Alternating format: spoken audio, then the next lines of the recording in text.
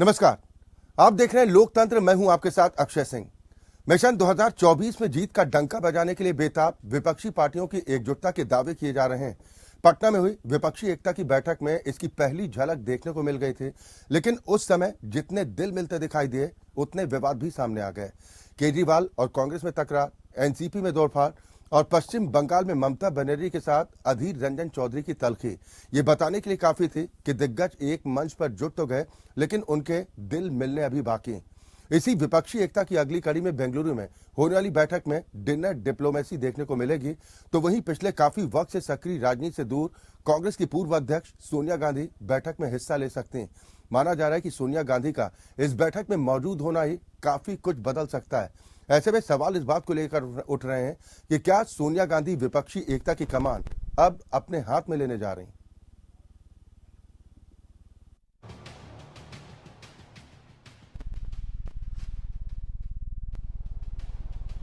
Mission 2024 Bengaluru में लगेगा विपक्षियों का जमावड़ा। सोनिया गांधी संभालेंगी विपक्षी एकता की कमान। सोनिया गांधी करेंगी विपक्षी दलों की कड़वाहट को दूर। आगामी लोकसभा चुनाव में जीत की हैट्रिक लगाने को बेकरार बीजेपी के सामने एक मजबूत गठबंधन खड़ा करने के लिए विपक्षी एकता को परवान चढ़ाने की कोशिशें की जा रही है। बीजेपी विरोधी दलों का पहला जमघट बिहार की राजधानी पटना में लगा था। हालांकि इस बैठक में जितने दिल मिलते दिखाई देने चाहिए थे, उससे ज्यादा विवाद सामने आए थे। लेकिन अब बेंगलुरु में होने जा रही दूसरी बैठक में कांग्रेस की पूर्व अध्यक्ष सोनिया गांधी के बैठक में शामिल होने की खबरें हैं। माना जा रहा है कि स्वास्थ्य कारणों से पिछले काफी समय से सक्रिय राजनीति से दूर सोनिया गांधी विपक्षी एकता की कमान अपने हाथ में ले सकती है। दरअसल कांग्रेस की कोशिश है कि बड़े दलों के साथ छोटे छोटे दलों को एक मंच पर लाकर बीजेपी के मंसूबों पर पानी फेरा जा सकता है। क्या बेंगलुरु की बैठक में शामिल होंगे अरविंद केजरीवाल? ममता बनर्जी और अधीर रंजन चौधरी में जारी है टकराव। एनसीपी में दरार, विपक्षी एकता की कैसे बहेगी बयान? दरअसल विपक्षी एकता की राह में बड़े रोड़े हैं। मजबूत गठबंधन तो सभी बीजेपी विरोधी दल चाहते हैं, लेकिन दोस्ती पर महत्वाकांक्षाएं और पुरानी अनबन हावी होती दिखाई दे रही है। अब तक विपक्षी एकता का सूत्रधार कहे जाने वाले बिहार के मुख्यमंत्री नीतीश कुमार की पार्टी जेडीयू और आरजेडी में भी नेताओं की कलह खुलकर सामने आ रही है। ऐसे में सवाल ही है कि आपस में मोर्चा खोले बैठे ये तमाम विपक्षी दलों के दिल कैसे मिल पाएंगे। उधर बीजेपी की ओर से एक बार फिर नारा दिया जा रहा है, अब की बार 300 पार। इसके लिए रणनीति को धार देने की कोशिश की जा रही है। बैठकों का दौर जारी है, दिग्गजों को जिम्मा सौंपा गया है। खास तौर पर बीजेपी की निगाह उन सीटों पर जीत दर्ज करने की है जिनमें पिछले चुनाव में हार का सामना करना पड़ा था। ऐसे में सवाल यही है कि विपक्षी एकता का दंभ जरूर भरा जा रहा है, लेकिन मजबूत दोस्ती की झलक अब तक देखने को नहीं मिल पाई है।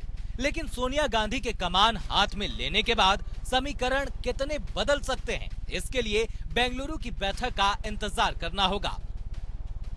Bureau report, APN.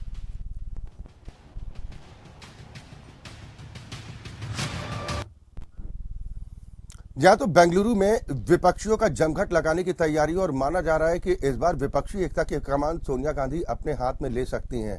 और अगर ऐसा होता है तो विपक्षी एकता कितनी मजबूत हो सकती है, आज हम इसी पर चर्चा करेंगे। सभी खास मेहमान हमारे साथ जुड़ चुके हैं। सबसे पहले अपने दर्शकों की मुलाकात अपने आज के सभी सम्मानित अतिथियों से।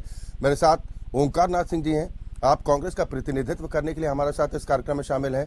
बीजेपी प्रवक्ता अश्विनी शाही साहब हमारे साथ इस कार्यक्रम का हिस्सा हैं। कुंवर अजय सिंह जी प्रवक्ता जेडीयू हमारे साथ शामिल हैं इस चर्चा में, और टीएमसी के प्रवक्ता संजय चक्रवर्ती साहब हमारे साथ इस कार्यक्रम का हिस्सा हैं।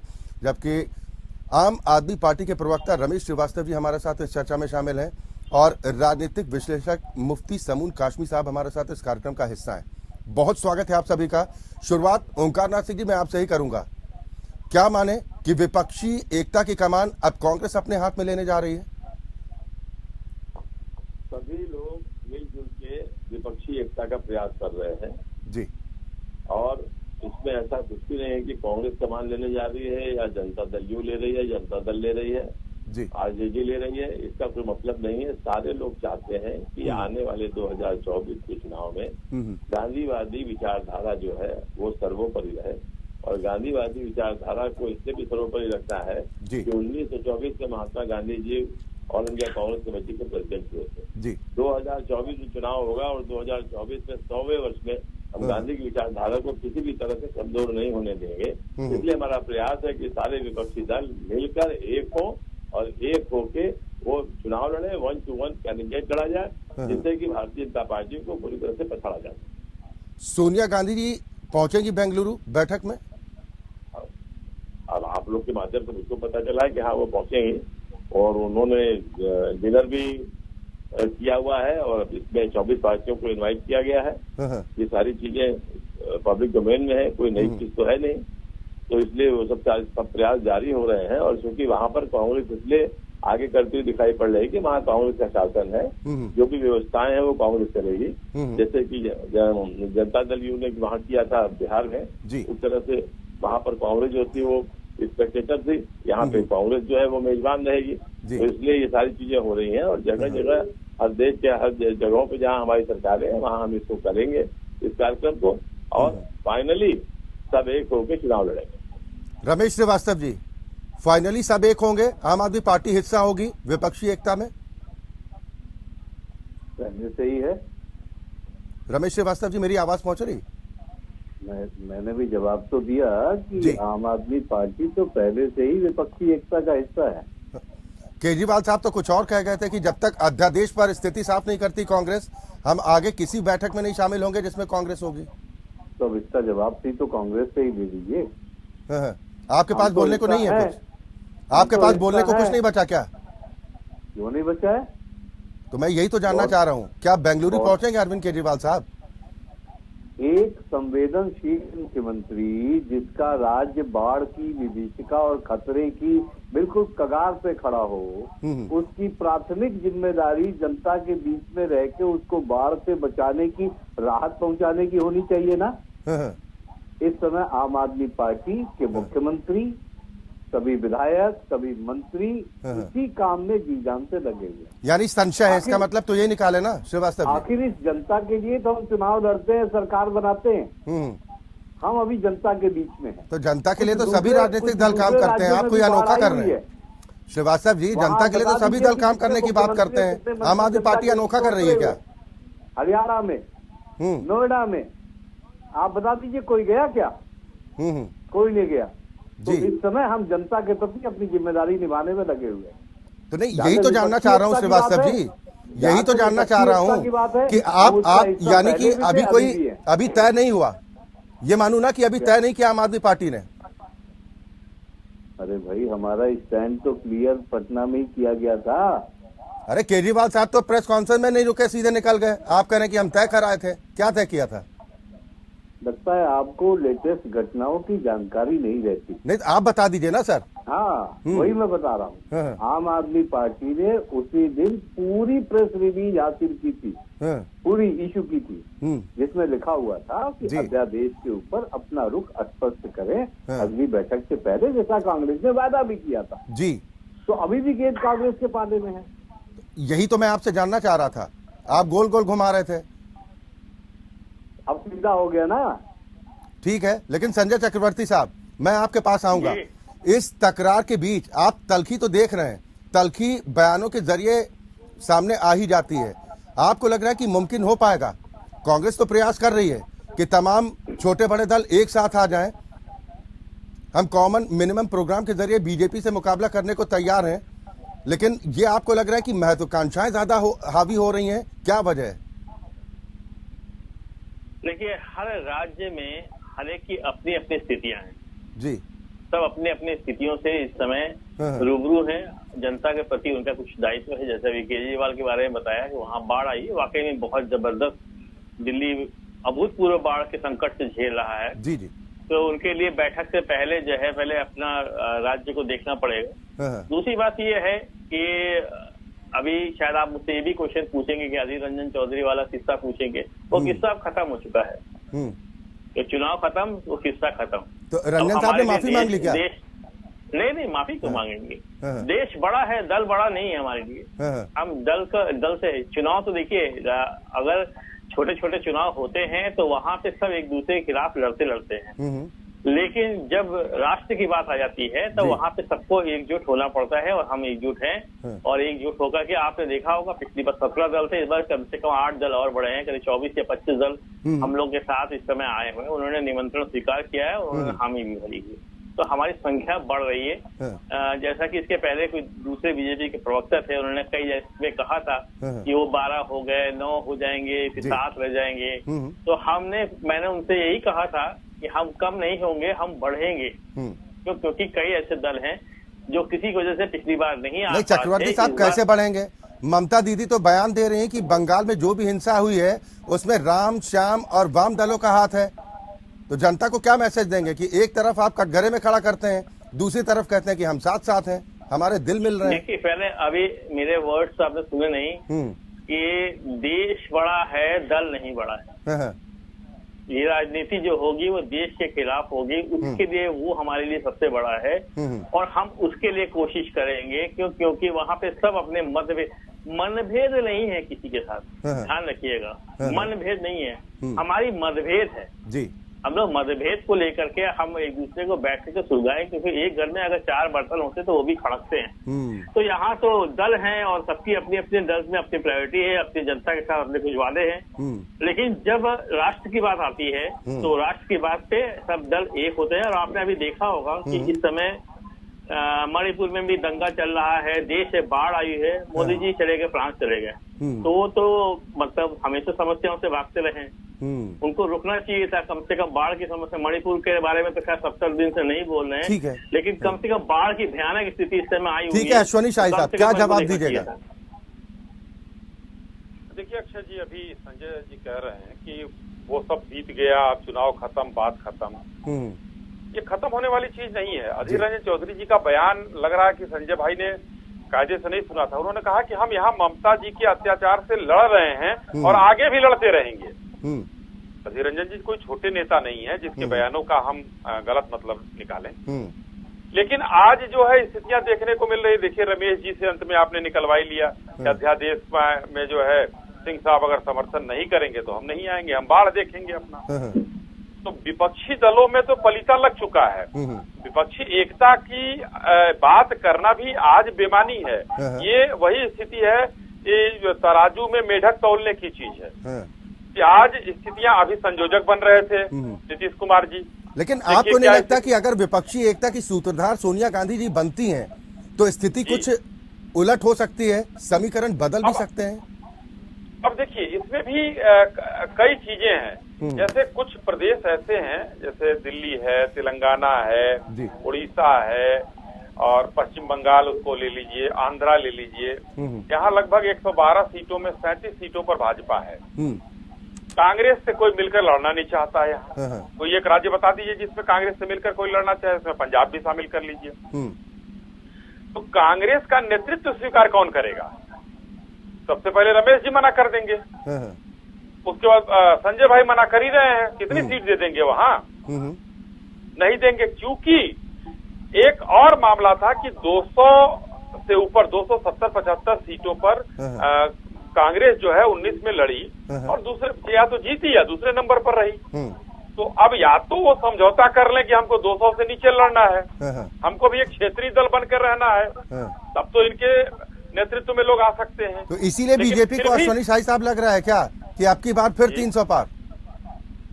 तो हमारा तो नारा है भारतीय जनता पार्टी फिर 300 पार, सहयोगी 400 पार, सहयोगी मिलाकर। चले, यानी कि आपने आंकड़ा और बढ़ा दिया। मैं काटमी साहब अब आपके पास आऊंगा। आप विपक्षी एकता को भी देख रहे हैं कि जो भी अब तक कवायद हुई, पटना की बैठक भी आपने देखी, वहां पर दिल मिलने से ज्यादा विवाद की स्थिति बनी। अब बेंगलुरु की बात कही जा रही है। क्या आपको लगता है कि अब सोनिया गांधी अगर कमान अपने हाथ में लेते हैं तो परिस्थितियां बदल सकती हैं? आपका एनालिसिस क्या कहता है?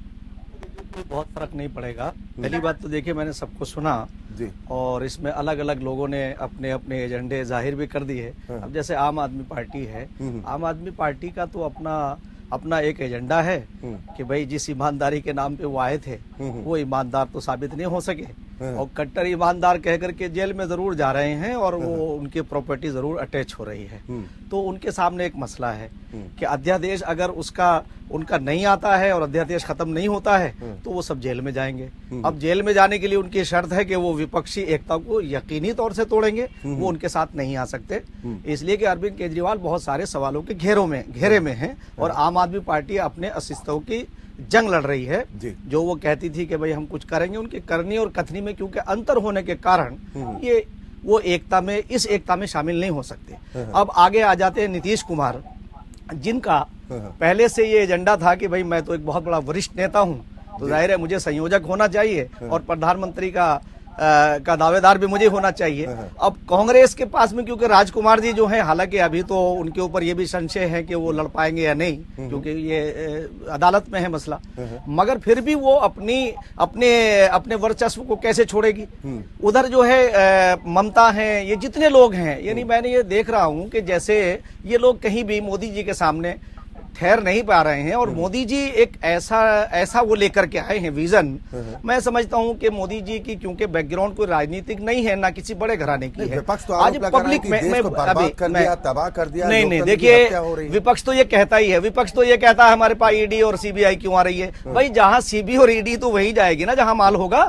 भाई अगर आपके पास माल नहीं है और आपके पास करप्शन की चीजें नहीं है, करप्शन आपने नहीं किया, वो ये तो ईडी क्या करेगी जाकर के? जिस माल की बात आप कर रहे हैं वो सिर्फ विपक्षियों के पास है। नहीं, आप बताइए कि 52 करोड़ रुपए की जो प्रॉपर्टी अभी जो अटैच हुई है और उसमें जो है वो अरविंद केजरीवाल पूरे ग्रुप के जो इनका मनीष सिसोदिया जो बहुत अपने आप को कहते थे कि मैं आपको ये भी वादे कर दूं कि मनीष सिसोदिया जो एजुकेशन की ये बात करते हैं, मसला वो एजुकेशन का नहीं है, वो शराब घोटाले से मुताल्लिक है, जिन लोगों को फायदा पहुंचाया। मैं तो ये कहना चाह रहा हूं कि आज के प्रधानमंत्री श्री नरेंद्र मोदी जी 2014 से जो विजन लेके आए हैं, अभी तक उनका मुकाबला विपक्ष अगर सारा एक भी हो जाता है तब भी उनका मुकाबला नहीं कर पाएगा। मैं जो देख रहा हूं पब्लिक में जहां वो जाते हैं, और क्यों ना हो ये बताइए, मैं अभी विदेश गए हैं वो, जैसे अभी कोई हमारे भाई कह रहे थे, दोस्त हमारे, कि मणिपुर की बात कर रहे थे और यहाँ की जमुना की बात कर रहे थे। अरे भाई, इतना बड़ा तंत्र है हमारी सरकार का कि सरकार के पास वो नरेंद्र मोदी जी जो प्रधानमंत्री हैं, उनका तो काम यह है कि पूरे विदेशों में जाकर के अपने डंके को बजाना और वहां अपने वर्चस्व को कायम करना। ये तो हमारे 140 करोड़ भारतीयों के लिए बड़े सौभाग्य की बात है। और उनकी टीम इतनी शानदार टीम है, चाहे वो मैं आपको बताऊं कि अभी उत्तराखंड के मुख्यमंत्री हैं श्री धामी जी, पुष्कर धामी जी, वो इतना अच्छा काम कर रहे हैं। मैं अभी वहां होकर के आया, वो यूसीसी पे एक ड्राफ्ट भी तैयार कर रहे हैं, बहुत अच्छी पहल उन्होंने की है। और ऐसे मुख्यमंत्री, उनके जितने भी मुख्यमंत्री, चाहे योगी जी हों चाहे अन्य लोग हों, तो उन्हें तो बिल्कुल वो तो ऐसे फ्री हैं कि वो जाकर के विदेशों में जाके काम कर रहे हैं और देश का झंडा बुलंद कर रहे हैं। भाषा बोल रहे हैं, तो मैं तो ये समझता हूं कि अभी विपक्ष के अंदर जो है जान नहीं है। मुफ्ती साहब, अभी चक्रवर्ती साहब की तरफ से आरोप लग जाएगा कि भाई ये तो बीजेपी की नहीं, वो अब ये तो आरोप ही लगाने के लिए रह गए ना, अभी अपने आरोपों को तो देख नहीं रहे। ओंकार नाथ सिंह जी, मुझे बताइए कि अभी आपने रमेश श्रीवास्तव जी को सुना, उन्होंने तो स्पष्ट कर दिया कि अध्यादेश पर जब तक कांग्रेस अपनी स्थिति स्पष्ट नहीं करती मेल नहीं हो सकता, और अध्यादेश होगी नहीं, इसलिए कि कांग्रेस जो है फिर वो उनसे सारे जख्म तो कांग्रेस ही खाए हुए हैं उनसे। ओंकार नाथ जी, मेरी आवाज पहुंच रही है आप तक? हाँ, सुन रहा हूँ जी। क्या जवाब रमेश श्रीवास्तव जी को देंगे? रमेश जी ने ये नहीं कहा है, वो केजरीवाल जी ने कहा था, उसके बाद बहुत सी बातें हुई है और केजरीवाल जी को फिर निमंत्रण गया हुआ है। और इसकी बात सही है रमेश जी की कि अगर वहाँ बाढ़ होगी जी, तो भाई पहले बाढ़ देखेंगे, पहले जनता की समस्या को देखेंगे, तब उसके बाद फिर दूसरा काम करेंगे। लेकिन मुझे विश्वास है कोई आदमी उस पार्टी से जाएगा, आम आदमी पार्टी से, क्योंकि चीजें बहुत अंदर बातें जो हो रही हैं, वो जो पब्लिक डोमेन में नहीं आ रही है, वो सबको नहीं मालूम है वो सब चीजें।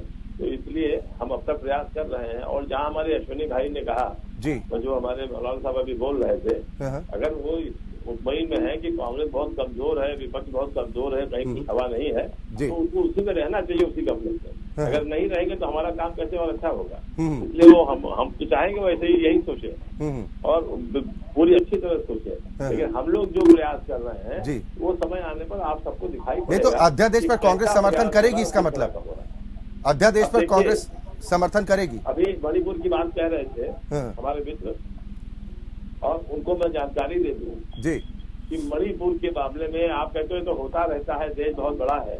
नहीं होता नहीं रहता, वहाँ कंट्रोल में, नियंत्रण में है, हालात नियंत्रण में है। सुन लीजिए, फिर मैं बोल नहीं रहा था, मैं बोल लूँ। ठीक है। यूरोपियन यूनियन ने जी, जिसके की मेंबर फ्रांस भी है, जहां हमारे प्रधानमंत्री जी गए हैं मुख्य अतिथि होकर, उन्होंने पास किया है, वो चिंता व्यक्त की है यूरोपियन यूनियन ने अपने सदन में कि मणिपुर में जो हिंसा हो रही भारत नहीं रोक पा रहा है। नहीं तो आपको लग रहा है कि भारत के आंतरिक मामले में विदेशी हस्तक्षेप जायज है? ओंकार नाथ जी, ये वही कहने जा रहा हूँ, वही मैं कह रहा हूँ। अमेरिका बोल रहा है कि मणिपुर में ये प्रॉब्लम हो रही है और क्या कहते हैं हमारी मदद चाहिए तो बताइए। हमने तो उसका जवाब दिया है, हमारे मनीष तिवारी जी ने जवाब दिया है, कहा है कि भारत सरकार को इस पर ऑब्जेक्शन करना चाहिए जो अमेरिका ने बोला है। किया जो ये सदन में पास हुआ है वहाँ इनको प्रधानमंत्री को जाना नहीं चाहिए, उनके यहाँ VIP बन के एक तरफ वो पास कर रहे, चिंता कर रहे, हमारे मामले में दखल करने वाले वो कौन होते हैं? ठीक है, वापस आ जाते हैं। ये प्रधानमंत्री के दौरे पर सर हम बात नहीं कर रहे हैं ना, हम विपक्षी एकता की बात कर रहे हैं। बता रहे हैं कि बहुत अच्छा है, बहुत बढ़िया है, मैं उसकी बात कर रहा हूँ। ठीक है, नहीं मुझे ये बताइए, कांग्रेस ने तय कर लिया, खराब है विदेश नीति में, ओंकार नाथ जी, कांग्रेस ने तय कर लिया कि अध्यादेश पर समर्थन करना है केजरीवाल जी को? अमेरिका हो तो, UK हो तो, कनाडा हो तो, ऑस्ट्रेलिया हो तो, हर जगह खालिस्तानी मूवमेंट जो है वो सर समाये घूम रहा है। हमारे एम्बेसी में जाके आंदोलन कर रहे हैं, हमारे लोगों को मारने का प्रयास कर रहे हैं, मंदिर तोड़ रहे हैं, और हम जो है सबसे दोस्ती का नाता निभाए चले जा रहे हैं। हम ऑब्जेक्शन ही नहीं कर रहे हैं, हम कोई कड़ाई से बात नहीं कर रहे हैं, और उसके बाद कहते हैं कि नरेंद्र मोदी जी नहीं। ठीक है, इस पर अश्वनी शाही साहब जवाब दे देंगे, लेकिन ओंकार नाथ जी मेरे सवाल का जवाब दीजिए अगर आप देना चाहते हैं। क्या अध्यादेश पर कांग्रेस समर्थन के लिए तैयार है? मन बना लिया?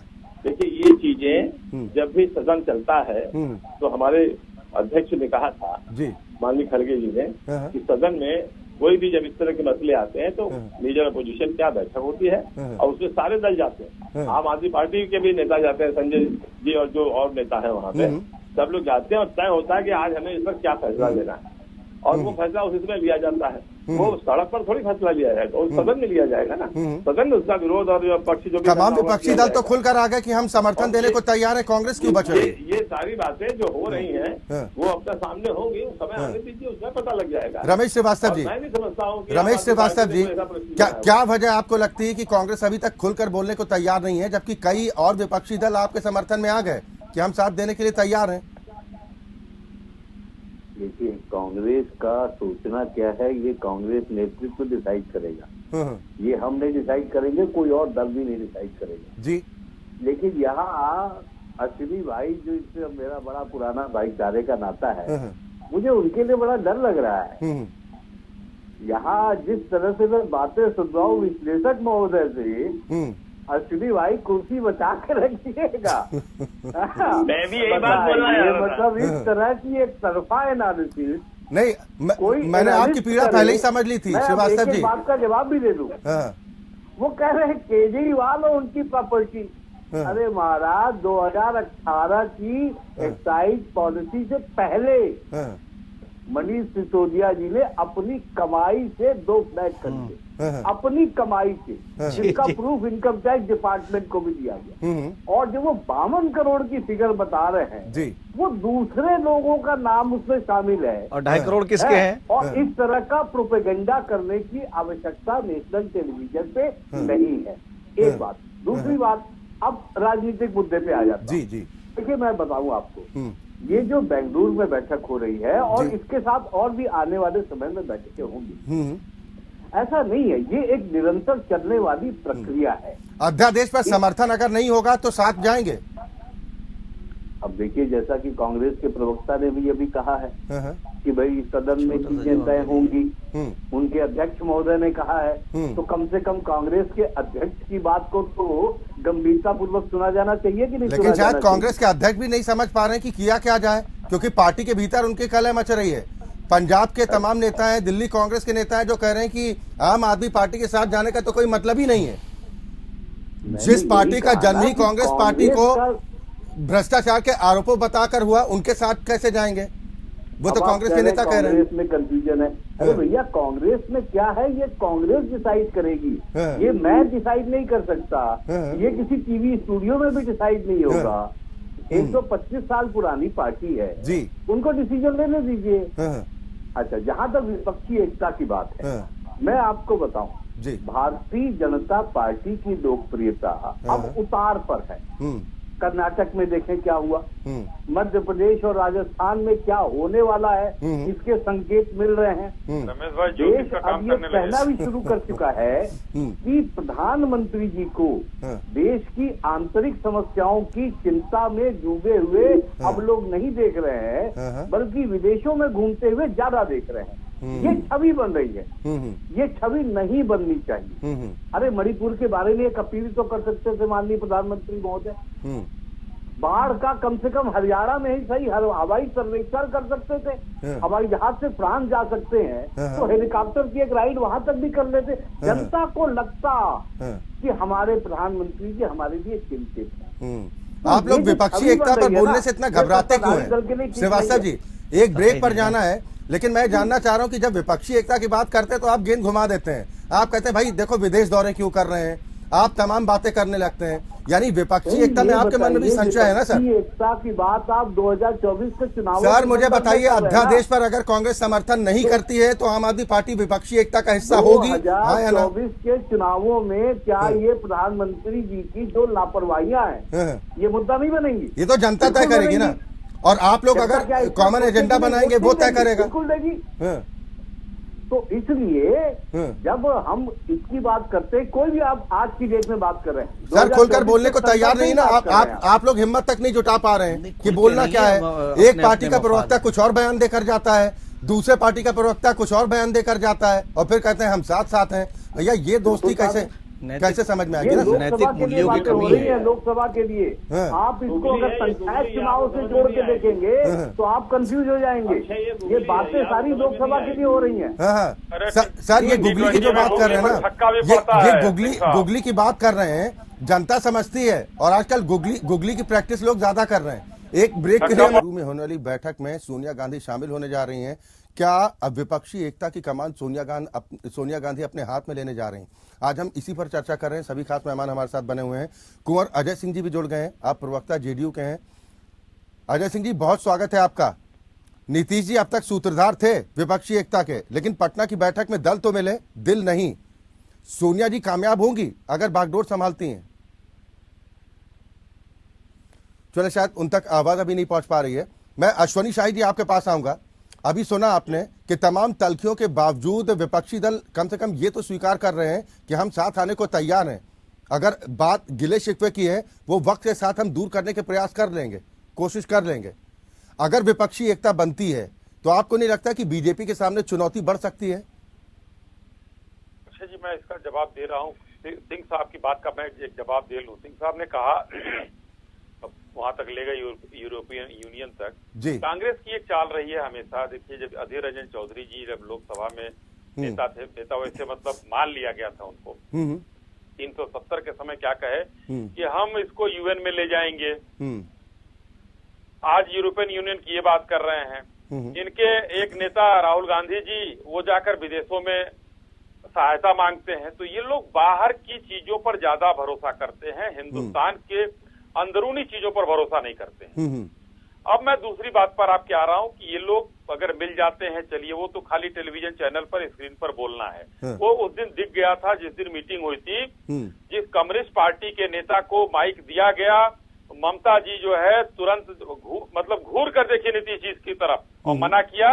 और जैसे ही उसके बाद उद्धव जी को शायद माइक मिल गया था और ममता जी उठकर चली गई।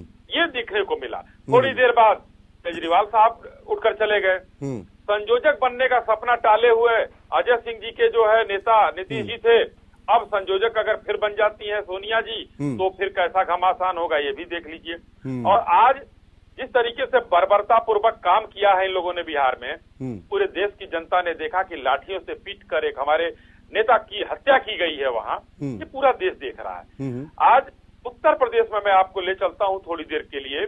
उत्तर प्रदेश में सारे प्रयोग किए गए। 2 लड़कों की जोड़ी बनी, फेल हो गई। उसके बाद बुआ और बबुआ की जोड़ी बनी, बेमेल जोड़ी थी कि हम तो विधानसभा में जो वोट दोनों मिला था उसको हम मिला लें तो हम भाजपा से आगे चले जाएंगे। लेकिन हुआ क्या, 15 सीटों पर आकर इनकी ट्रेन रुक गई। वो कह रहे हैं कि 2004 वाला फॉर्मूला हम लागू करेंगे और बीजेपी का भ्रम तोड़ देंगे जो 2004 में पाला था बीजेपी ने। हम भ्रम में कहीं है ही नहीं है। हम तो वही बता रहे हैं, 2019 की बात बता रहे हैं कि 19 में ही बुआ बबुआ की जोड़ी बनी और बड़ी बेमेल जोड़ी थी और वोटों के से लवरेज जोड़ी थी। बसपा के पास भी वोट था, सपा के पास भी वोट था, भाजपा को परास्त ही तो करना था। तो वो कह रहे हैं कि बीजेपी और पीडीपी का मेल था क्या? आप क्यों चले गए थे पीडीपी के साथ? हम लोग पीडीपी के साथ, देखिए बहुत अच्छा सवाल आपने पूछा, मैं बता देता हूँ। पीडीपी के साथ हम लोग गए थे कि पीडीपी को लोग कहते थे कि आतंकवादियों के समर्थक की पार्टी है। हम लोगों ने सोचा कि संगत का कुछ असर पड़ेगा, शायद वो मुख्य धारा में लौट आए। वो लोग नहीं लौटे, फिर हम लोगों ने उनको ठुकरा दिया, हम वापस आ गए। लेकिन ये जोड़ी की मैं बात, वोटों की बात मैं कर रहा हूँ कि वोटों के साथ अगर ये लोग आए थे तो डबल वोट लेकर आए थे, समाजवादी पार्टी और बहुजन समाज पार्टी, फिर भी भाजपा ने परास्त किया। तो अब 2004 नहीं आ पाएगा, क्योंकि राजीव गांधी जी के बाद माननीय मोदी जी की सरकार है जो लगातार 2 बार पूर्ण बहुमत की सरकार आई। ठीक है चक्रवर्ती साहब, क्या जवाब देंगे? मैं कहाँ से शुरू करूं, वो कई मुद्दे सामने आके खड़े हो गए जो आपको सूट करे। चीज तो नहीं, मैं बताता हूँ। पहली चीज तो मुझे अन्ना हजारे की याद आ गई जी।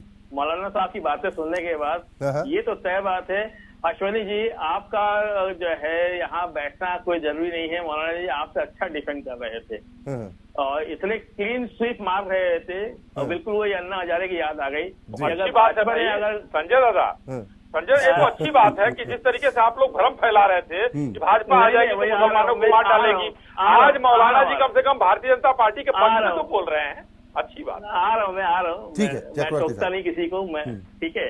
मैंने कहा कि अन्ना हजारे की मुझे बड़ी जबरदस्त याद आ गई कि इसका अन्ना, अगर भाजपा जो है वो प्रयोग करती वो उनका भ्रष्टाचार के बारे में, तो शायद आज भी कांग्रेस की सरकार होती। लेकिन उन्होंने एक अन्ना हजारे को पीछे से खड़ा किया और उनके द्वारा एक माहौल खड़ा किया पूरे देश में कि अन्ना हजारे है देश का कोई दूसरा गांधी अन्ना हजारे।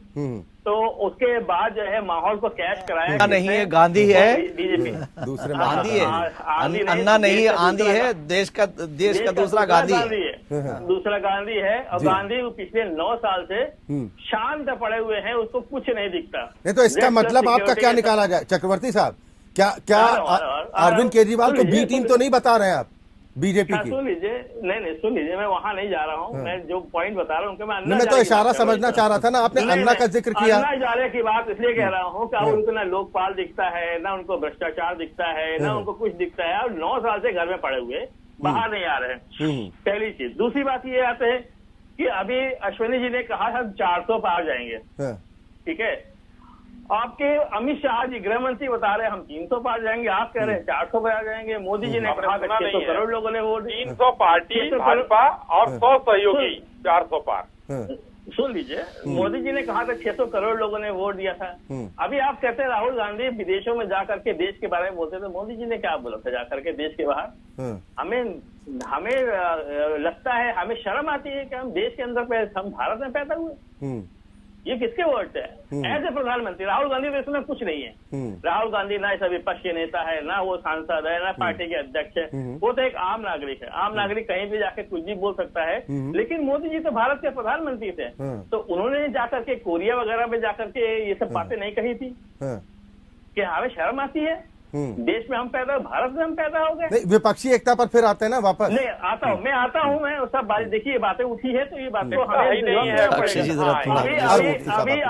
अभी अश्विनी जी ने कहा कि पीडीपी को लोग कहते थे। किसने कहा था देशद्रोही? कौन बोलता था पीडीपी को देशद्रोही? कभी विपक्ष ने तो नहीं बोला। बोला कौन? बीजेपी बोलता था। तो आपका क्या होता है जब भ्रष्टाचार, 5 दिन पहले भ्रष्टाचार का अजीत सिंह को कहा, अजीत पवार को कहा कि भ्रष्टाचार 70,000 करोड़ का भ्रष्टाचार किया, तुरंत 5 दिन बाद वो डेप्यूटी सीएम बन गए और जितने भ्रष्टाचारी थे 9 लोगों को उनको मंत्री बना दिया। मतलब वॉशिंग पाउडर मोदी, साफ सुथरे हो गए। इसी तरह हेमंत विश्व शर्मा को ले लीजिए, इसी तरह नारायण राणे को ले लीजिए, इसी तरह से येदियुरप्पा को ले लीजिए, इसी तरीके से आप शिवराज सिंह चौहान को ले लीजिए। ये डर है विपक्षी एकता का चक्रवर्ती साहब, ये डर है विपक्षी एकता का? डर कोई नहीं है, हमें कहीं कोई डर नहीं। हमारे तो अच्छा है कि हम ये जितने लोग भ्रष्टाचार के बारे में बात कर रहे हैं, हमें एक्सपोज करने में सुविधा होगी। हमको बताने, हर राज्य में बताने में सुविधा होगी कि ये नहीं तो यहाँ पे इस सुविधा का लाभ कैसे उठा पाइएगा जब साथ में जाएंगे, आपकी पार्टी के नेता अगर कांग्रेस पर निशाना साधते हैं, कांग्रेस टीएमसी पर निशाना साधती है, तो क्या कहेंगे आप? उनको भ्रष्टाचारी कहते हैं, वो आपको भ्रष्टाचारी कहते हैं। लोग पूछेंगे कि हम भ्रष्टाचारी माने किसको? दोनों को। हम पहली बार तो हम लोगों ने कभी भी किसी को भ्रष्टाचारी नहीं कहा। भ्रष्टाचारी तो मोदी जी मंच में जा के कहते हैं।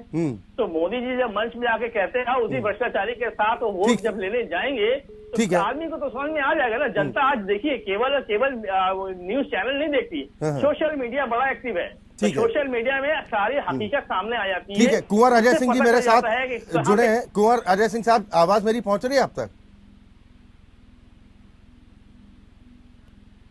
चले, शायद कुछ तकनीकी खराबी के चलते उन तक आवाज नहीं पहुंच पा रही, लेकिन मुफ्ती साहब एक ब्रेक पर जाने से पहले आप क्या कहेंगे? जो समीकरण देखे एक दूसरे के साथ आना चाहते हैं तमाम विपक्षी दल, लेकिन क्या महत्वाकांक्षाएं हैं जो हावी होती दिखाई दे रही हैं, या क्या वजह है? एक तरफ डर की बात कर रहे हैं कि देश का लोकतंत्र खत्म हो रहा है, सबको एक साथ आना जरूरी है, दूसरी तरफ महत्वाकांक्षाएं हैं कि भाई जिसकी जितनी हैसियत वो उस हिसाब से चुनाव लड़े। ममता बनर्जी कहते हैं कि कांग्रेस उन राज्यों पे चुनाव लड़े जहां पर वो खुद मजबूत है।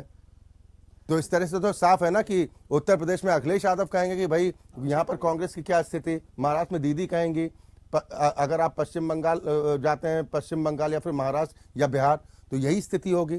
फिर मेल मिलाप कैसे होगा? मैं आपको ये बताना चाहता हूँ कि आपने देखिए सबको सुना, और मैं फिर एक बात ये कह रहा हूँ कि देखिए जो अभी कुछ हमारे मित्रों ने कहा कि मोदी जी का मुकाबला ये कैसे नहीं कर सकते। देखिए ये कर्नाटका हो या अन्य स्टेट हो, वो लोकल भी असरात होते हैं कि जो लोकल लीडरशिप है, और ये जो है सीधा सेंटर का मामला है, यानी मोदी जी का है। मेरा अनुभव ये है कि अगर मोदी जी सीधे खड़े हो जाएं तो देश में दूसरा कोई आदमी ठहर नहीं सकता। अगर सीधा उनका जो है पब्लिक से सीधा जो है इलेक्शन हो इसके लिए कि प्राइम मिनिस्टर के लिए। अब रहेगी, अभी हमारे मित्र कह रहे थे कि अन्ना हजारे का नाम लिया। ओमकार सिंह जी के चेहरे पर मुस्कान आ गई। अन्ना ने देखिए लोकपाल के लिए बड़ी ईमानदारी के साथ जंग लड़ी। मैं उस कोर कमेटी का वाहिद आदमी था कि जिसे कांग्रेस ने उस जमाने में बड़ी तोड़ने की कोशिश की, और मुझसे एक सवाल किया कि सिर्फ एक लाइन की स्क्रिप्ट लिख दो कि आरएसएस का प्रायोजित है। मैं आज सारे देश को बताना चाहता हूं कि मैंने उस वक्त ये कहा था कि आरएसएस भी इस देश का एक ऐसा संगठन है जो राष्ट्र को सर्वोपरि रखता है और राष्ट्र एक राष्ट्रवादी संगठन है। ये मैं कह सकता हूं, मेरा अनुभव है। राहुल गांधी तो बाहर मैं राहुल गांधी की बात में कर रहा हूं ना। अब आप देखिए राहुल गांधी की बात देखिए, कितनी बचकाना बात वो करते हैं। यानी आज उन्हें मैच्योर होना चाहिए, 2 बार 3 बार वो एमपी रह चुके हैं, और वो इस तरह की लैंग्वेज इस्तेमाल करें। मेरी समझ से ये बाहर है कि अब यही फर्क है राजघराने में, राजकुमार में, और एक जमीन से जुड़े हुए आदमी में। यानी नरेंद्र मोदी जी जो नीचे से निकल करके आए हैं, उनकी लैंग्वेज देखिए आप, और क्योंकि वो अनुभवी हैं, वो जहां जिस स्टेट में जिस कंट्री में जाते हैं, तो राहुल गांधी ने भी की है। नहीं, मैं अब की है तो मुंजी लगा, धान लगा रहे हैं, अब वो निकल तो थोड़ा एक्सपीरियंस हो रहा है उन्हें। अब आप एक बात बताइए कि मैं राहुल गांधी जी से एक सवाल मैं करता हूं कि वो जब जाके वो पूछते हैं, वो माइनॉरिटी के ऊपर बोलते हैं साहब माइनॉरिटी बड़े परेशान है। अरे भाई माइनॉरिटी तो आपके जमाने में परेशान रही, आपने तुष्टीकरण के अलावा कुछ किया ही नहीं। मैं ये कह सकता हूं कि मुसलमानों का आज जो कल्याण हुआ है, सबका साथ सबका विकास, उन्हें कच्चे मकान भी मिले हैं, उन्हें उज्ज्वल योजना में भी वो शामिल हैं, और जितनी भी स्कीमें हैं, कई भेदभाव नहीं है, सबका साथ सबके विकास पर हर स्टेट में काम हो रहा है। तो फिर क्या दिखाने की मैं बात ये कह रहा था अरविंद केजरीवाल की, बस 1 मिनट में। अभी मैं अरविंद केजरीवाल के बारे में मैं कहूं, क्योंकि हम लोग जब हम ये जानते थे कि हमारी लड़ाई करप्शन से थी, और करप्शन को बालाए ताक रख करके पहला करप्शन उन्होंने किया जब रालेगढ़ के अंदर बैठक हुई, तो सारा पैसा उन्होंने पीसीआरएफ के अंदर डाला, जो ट्रांसपेरेंसी के खिलाफ था। मेरा उस पर ऑब्जेक्शन है, आप उस मीटिंग की कार्रवाई को देख सकते हैं। नंबर 2, मनीष सिसोदिया की जो कबीर एनजीओ है, उसमें 4 करोड़ रुपए 4 फाउंडेशन से आए, जिसे ये कहते हैं कि ये बड़े ईमानदार हैं। आज 54 करोड़ रुपए जो है उस पर रेडिमेशन करते हैं। नहीं, मैं कह रहा हूं ये कैसे एक हो जाएंगे? नहीं अक्षय जी, मेरा कहना का मतलब ये है कि ये लोग आज जो है ये देश के लोगों के सामने कैसे मुकाबला करेंगे? लेकिन बड़े विपक्षी एकता की जिसके अगले चरण की बैठक बेंगलुरु में होने जा रही है और माना जा रहा है कि सोनिया गांधी अब विपक्षी एकता की बागडोर अपने हाथ में ले सकती हैं। सभी मेहमान हमारे साथ लगातार बने हुए हैं। जेडीयू की तरफ से प्रवक्ता के त्रिपाठी साहब हमारे साथ जुड़ गए हैं। त्रिपाठी जी, बहुत स्वागत है आपका। हालांकि थोड़ा विलंब से आप जुड़े, लेकिन मैं ये आपसे जानना चाह रहा हूँ, मैं आपसे त्रिपाठी जी हमको लेट इन्फॉर्मेशन मिली है। जी जी जी ठीक, त्रिपाठी जी मैं आपसे ये जानना चाह रहा हूँ, क्या माने कि विपक्षी एकता को पिरोने में नीतीश कुमार जी कामयाब नहीं हो पाए? देखिए, अभी ये सब कहना तो बहुत, it is too early to anything. अभी इतनी जल्दी ये फैसला मुझे तो नहीं लगता है कि ये कहीं ऐसा हो रहा है कि विपक्षी एकता। मैं आपसे आपके चैनल के माध्यम से बताना चाहता हूँ जी कि इस देश का जो विपक्षी एकता के सूत्रधार माननीय नीतीश कुमार जी जी, और माननीय नीतीश कुमार लगभग 19 वर्षों तक बिहार के मुख्यमंत्री रहे, लगभग 2 दशकों से 2.5 दशकों से ज्यादा तो केंद्रीय मंत्री रहे। न उनके ऊपर परिवारवाद है, न उनके ऊपर कहीं पे एक बेदाग एक चरित्र है और कहीं पे ना तो भ्रष्टाचार जी। आज देश में अगर कोई चेहरा है हिंदुस्तान में राजनीतिक रूप से जो मोदी से टक्कर लेने की क्षमता रखता है तो माननीय नीतीश कुमार। दूसरा सवाल आपसे मैं बताना चाहता हूँ कि जब से बिहार में पटना की जो बैठक हुई, उस बैठक से भाजपा में बड़ी खबराहट, बड़ी जल्दबाजी है और बड़े बड़े फैसले हो रहे हैं। तो बेंगलुरु की बैठक में सूत्रधार नीतीश कुमार ही लोगों ने एक भाजपा कार्यकर्ता का लाठियों से मार डाला, हत्या करा दी। त्रिपाठी जी, यही बौखलाहट आप लोगों की है त्रिपाठी जी। आज बर्बर हत्या हुई है भाजपा के कार्यकर्ता की शांतिप्रिय आंदोलन करते हुए। ठीक है, ये बौखलाहट है आपकी। जो बिहार में हुआ सम्मानित प्रवक्ता जी, वो देखिए वो प्रशासन का काम है, माननीय नीतीश कुमार का काम नहीं। नीतीश जी गृह मंत्री है, कोई प्रशासन उनसे ही सहयोग लेता है। नीतीश जी गृह मंत्री है प्रभु। अरे भाई बोलने दीजिए ना, अगर आप बोल लीजिए तो फिर मैं बोल दूं। नहीं, बोलने की कोई बात नहीं है। आप लोग बोलने लायक नहीं। आज जिस कार्यकर्ता की हत्या कराया आप लोगों ने, जिस महामंत्री की जान आबाद में होता है, ठीक है सोनी भाई आ रहा हूँ, माफी मांगी आप लोग। बोलिएगा, मैं आ रहा हूँ। जब कोई आंदोलन होता है तो उस आंदोलन के लिए जो प्रक्रिया होती है वो तो प्रक्रिया पूरी करनी पड़ती है। उस आंदोलन को मॉनिटरिंग करने के लिए प्रशासन लगता है, उसमें एसएचओ लगते हैं, उसमें कई थानों की पुलिस लगती है। चलिए विपक्षी एकता पर आ जाइए त्रिपाठी जी, वो हमारा विषय आज का नहीं है। हालांकि जो भी हुआ वो दुखद है, किसी की भी हत्या होती है तो वो दुखद है, उसकी जांच होनी चाहिए। मैं खुद आपके चैनल के माध्यम से कहता हूँ। ठीक है, तो जांच तो आप ही करेंगे ना सर। मुझे बताइए कि बेंगलुरु में त्रिपाठी जी इस विपक्षी एकता की कमान अब कांग्रेस अपने हाथ में लेने जा रही है और जो जानकारियां आ रही हैं कि सोनिया गांधी जी अब बागडोर संभालने वाली हैं, इसीलिए मैंने आपसे सवाल किया था कि क्या विपक्षी एकता नीतीश कुमार जी से संभली नहीं? देखिए त्रिपाठी जी, बागडोर कौन संभालेगा कौन नहीं संभालेगा, हमारा तो प्रश्न ये है, हमारा जो काम था, हमने पूरे देश के विपक्ष में जो लोग थे उनको एक प्लेटफॉर्म पे लाए और इसलिए लाए कि हमारा लोकतंत्र खतरे में है, देश में महंगाई है, भ्रष्टाचार है, किसानों को मुद्दे हैं, गरीबों के मुद्दे हैं, बेरोजगारों के मुद्दे सर एक साथ तो ले आए, लेकिन एक साथ लाकर एक दूसरे के पीछे पीट करके खड़े हो गए, ये किस तरह का साथ था? नहीं त्रिपाठी, कहाँ पीट करके खड़े हो गए? देखिएगा 24 दल इकट्ठे हो रहे हैं, कॉमन मिनिमम प्रोग्राम बनेगा, उस कार्यक्रम का कोई संयोजक बनेगा। ठीक है ओंकार नाथ सिंह जी, कौन कौन से दल शामिल होंगे बेंगलुरु में?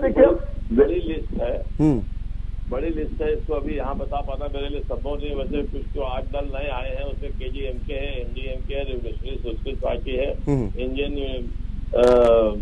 मुस्लिम लीग है, कांग्रेस है, केरल कांग्रेस मणि है, इंडियन यूनियन मुस्लिम लीग है, बहुत सी और पार्टियां हैं। आम आदमी पार्टी में क्वेश्चन मार्क लगाया है या फिर एक्सक्लेमेशन? देखिए एक बात सुन लीजिए, तो बहुत छोटे में कहूंगा, जो त्रिपाठी जी ने बात कही है मैं उसको अच्छा मानता हूँ और ये नीतीश जी का ही प्रयास था जो आज 18 से 24 दल हुए हैं और ये 24 दल हो रहे हैं और सोनिया जी आ रही हैं, तो ये घबराहट क्यों भारतीय जनता पार्टी में हो रही है कि अब वो नए सिरे से कुछ कमान संभालने जा रहे हैं और ये करने जा रहे हैं?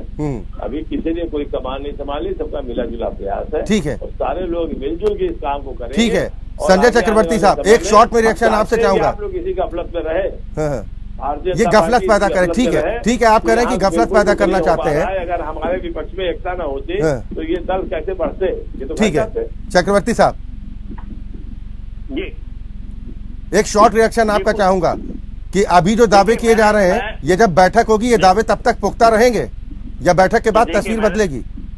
आता हूँ, मैं वहीं आता हूँ। मैंने बीजेपी के पिछले किसी डिबेट में मैंने आपके ही चैनल में शायद मैंने बताया था उनको, वो कह रहे थे मतलब 15 से 12, 12 से 7 में आ गए। तो मैंने उनसे कहा था कि आप चिंता ना करिए, अब की बार आपको जो है 15 की जगह आपको ज्यादा ही मिलेंगे।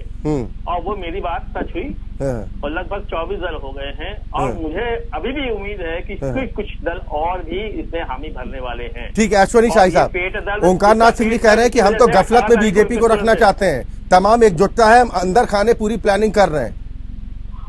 अच्छी बात है अक्षय जी, लेकिन नेता कौन है जरा सा इसका वो कर लीजिए कि किसके नेतृत्व में ये गठबंधन इतने 24 आए हैं। एनडीए बना था, एनडीए बना था उसका संयोजक था, यूपीए बना था उसका संयोजक था, लेकिन कौन है?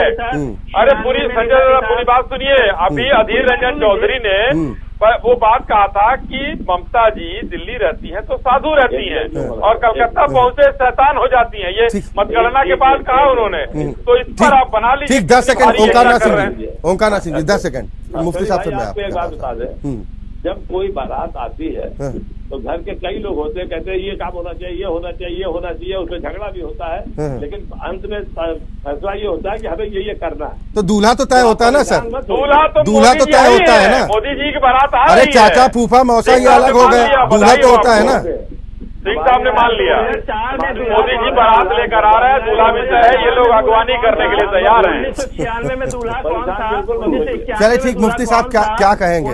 ये दावे हैं, देखिए दावे करने में तो कुछ नहीं जाता, लेकिन दावे हकीकत में बदलने में बहुत सी चीजें आड़े आती हैं। भाई दावे करने का हक तो है विपक्ष को, और विपक्षी एकता के करने का भी हक है, मगर अभी इनमें इतनी ताकत नहीं है कि मोदी जी का मुकाबला कर सके। मोदी जी 24 में आ रहे हैं, देश की जनता चाहती है। मैं ऐसा लोगों के जरिए से महसूस कर रहा हूं। हम तो ग्रास रूट के लोग हैं भाई, आंदोलनकारी हैं, हमने आंदोलन किया, तो हमें लोगों की राय लेते रहते हैं।